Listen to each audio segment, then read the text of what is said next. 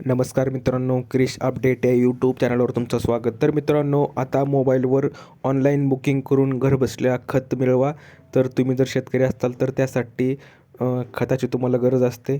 तर खताबद्दल तुम्ही घरबसल्या खत कसं मिळवू शकता आपण या व्हिडिओमध्ये माहिती पाहणार आहोत. तर माहिती पाहण्याच्या अगोदर मित्रांनो, तुम्ही जर पहिल्यांदा चॅनलवर आला असाल तर चॅनलला सबस्क्राईब करायला विसरू नका, जेणेकरून नवनवीन माहिती तुम्हाला या चॅनलवर मिळून जाईल.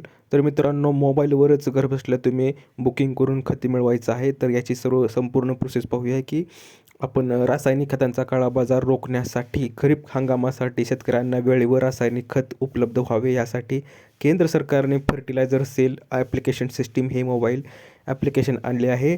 आणि या ॲपच्या माध्यमातून मोबाईलमध्ये खताची बुकिंग करता येणार आहे आणि खत उपलब्ध आपल्या घरबसल्या आपल्या घरी येणार आहे. तर त्यासाठी केंद्र सरकारने फर्टिलायझर सेल फ्रेमवर्क अंतर्गत केंद्र सरकारकडून राबविण्यात येत असलेल्या पायलट पथदर्शी प्रकल्पाकरिता राज्यातील छत्रपती संभाजीनगर कोल्हापूर जिल्ह्याची निवड करण्यात आली आहे.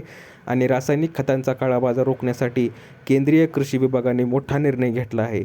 तर आपण त्याबद्दल पुढे माहिती पाहणार आहोत की ॲग्रिस्टॅक प्रणालीचे एकत्रीकरण सुरू केले आहे आणि अंतर्गत फर्टिलायझर सेल ॲप्लिकेशन सिस्टीम या मोबाईल आधारित ॲपद्वारे शेतकऱ्यांना QR कोडच्या माध्यमातून खत खरेदी करता येणार आहे. आणि या खरीप हंगामापासून प्रणालीची अंमलबजावणी सुरू होणार आहे. केंद्र शासनाच्या पथकाने पुणे जिल्ह्यातील अष्टापूर तालुका हवेली येथे या नव्या प्रणालीची यशस्वी चाचणी घेतली आहे आणि त्यानंतर महाराष्ट्रातील 2 जिल्ह्यांमध्ये प्रायोगिक स्वरूपात ही योजना राबवण्याचा निर्णय घेण्यात आला आहे.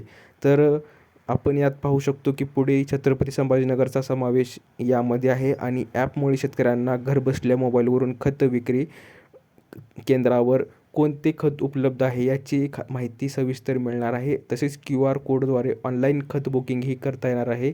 तर सध्या खत उपलब्धतेची अचूक माहिती मिळत नसल्याने शेतकऱ्यांना अनेक दुकानांमध्ये चकरा माराव्या लागतात. नव्या प्रणालीमुळे हा त्रास कमी होणार असल्याचे सांगितले जात आहे आणि साठेबाजी पण होणार नाही. तर जलद आणि शेतकरी हिताचे हे कृषी विभागाचे प्रभारी अधीक्षक गवळी यांनी ही सविस्तर माहिती दिलेली आहे.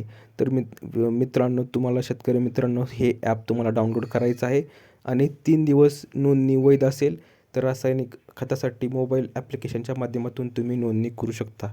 तर अशी ही अपडेट आहे मित्रांनो. दिलेली माहिती समजली असेल तर व्हिडिओला लाईक करा, जास्तीत जास्त शेअर करा आणि चॅनलला सबस्क्राईब करायला विसरू नका. तर भेटूया पुढच्या व्हिडिओमध्ये अशीच एक नवीन अपडेट घेऊन. तोपर्यंत धन्यवाद.